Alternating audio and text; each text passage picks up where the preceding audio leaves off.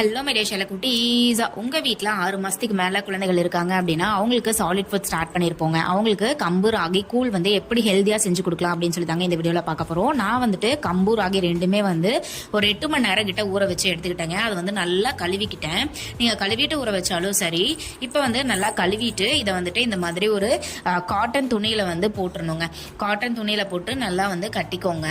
நீங்கள் rubber band போட்டாலும் சரி, இல்லை முடிச்சு போட்டு வச்சாலும் சரி, இந்த மாதிரி காட்டனில் போட்டால் தான் கொஞ்சம் ஏர் சர்க்குலேஷனும் இருக்கும். ஸோ தண்ணியோடவே நீங்கள் ரொம்ப தண்ணியாக இருக்க வேண்டாம். அந்த காட்டனில் இருக்கிற தண்ணி இருந்தாலே போதுமானது.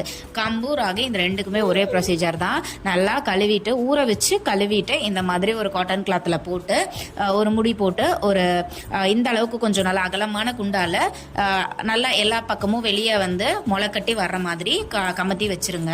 இப்போ பார்த்தீங்கன்னா நான் ஒரு நைட் வச்சு எடுத்தேங்க. ஒரு நைட் வச்சு எடுத்தோடனே குட்டி குட்டியாக முளைக்கட்டி வந்துருச்சு. ரெண்டுமே பார்த்தாலே தெரியும் உங்களுக்கு ஒயிட் கலர்ல வெளியே வந்திருக்கு. ஸோ ரொம்ப அதிகமாக முளைக்கட்டி விட்டீங்க அப்படின்னா நல்லா இருக்காது. ஸோ குட்டியாக முளை வந்ததுனையுமே இந்த மாதிரி வெயிலில் காய வச்சு எடுத்துக்கோங்க. வெயிலில் காய வச்சாலும் ஓகே, நிழலில் காய வச்சாலும் ஓகே. நான் எப்பயுமே வெயிலே காய வச்சு நல்லா மொறு ஆனதுக்கு அப்புறமா எடுத்துப்பேன். ஸோ நான் நல்லா வெயில் காலத்தில் தான் இதை பண்ணினேன். அதனால மாடியில் வச்சுட்டேங்க. உங்களுக்கு எப்படி கம்ஃபர்டபுளோ அதில் வச்சு எடுத்துட்டு ஒரு டைம் இந்த மாதிரி ட்ரை ரோஸ்ட் பண்ணிக்கோங்க. அதாவது கம்பும் சரி ராகியும் சரி ரெண்டுமே கை வச்சா கை பொறுக்கிற அளவுக்கு சூடானா போதுமானது. ரொம்பலாம் ரோஸ்ட் பண்ணணும்னு அவசியம் இல்லை. இப்போ பார்த்தீங்கன்னா ரெண்டையுமே நான் அந்த மாதிரி லைட்டாக வறுத்து எடுத்துக்கிட்டேங்க. லைட்டாக ஸ்மெல் வர ஆரம்பிக்கும். அந்த டைமில் ஆஃப் பண்ணிடுங்க. இப்போ நான் என்ன பண்ணேன் அப்படின்னா ரெண்டையுமே ஏதாவது நம்ம நல்லாவே கழுவிட்டோம், இருந்தாலும் ஏதாவது தூசி இருக்கா கல் இருக்கான்னு ஒரு டைம் கை வச்சு நல்லா உலர்த்தி பார்த்துக்கோங்க. இந்த மாதிரி நம்ம பாப்பாவுக்கு கொடுக்கறதால நான் 6 மந்த் ப்ளஸ்ன்னு சொன்னேன். பட் நீங்கள் உங்கள் பெரிய குழந்தையா இருந்தால் கூட காலையில் எழுந்த உடனே இது ஒரு டம்ளர் கொடுக்கலாம்.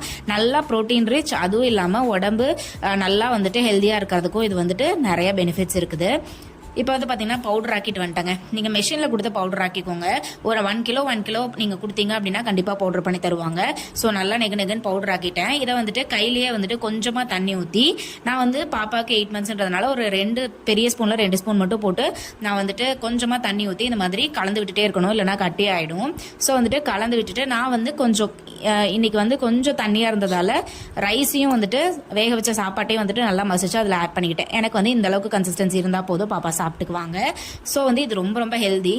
இதில் லைட்டாக உப்பு பெப்பர் வேணும்னா உங்களோட பேபியோட ஏஜுக்கு தகுந்தாப்புல நீங்கள் ஆட் பண்ணிக்கலாம். இல்லை ஸ்வீட் வேணும்னா அதையும் நீங்கள் ஆட் பண்ணிக்கலாம். அது உங்களோட விஷ் தான்.